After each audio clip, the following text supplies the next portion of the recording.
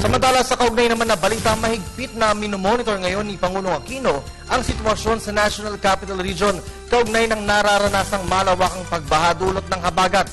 Patuloy ang malakas na pagbuhos ng ulan dahil sa pinag-ibayo pang bagyong Maring ng ang habagat.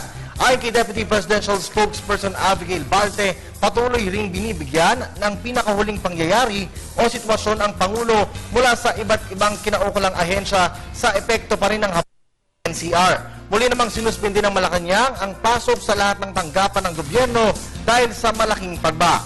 Habang inireschedule naman ang mga hindi natuloy na engagement ni Pangulong Aquino ngayong araw. Samantala muling bumuhos ang malakas na ulan sa bahagi ng Quezon City at Maynila kaninang umaga.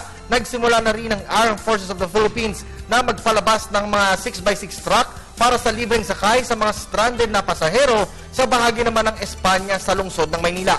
Habang nananatili namang lampas hanggang sa tuhod ang tubig baha sa lugar sa may balik-balik sa Maynila. Maliban sa ilang paligid sa Arlegui na dumaranas ng pagbaha, wala namang naranasang baha sa ilang vicinity malapit sa palasyo ng Malacanang.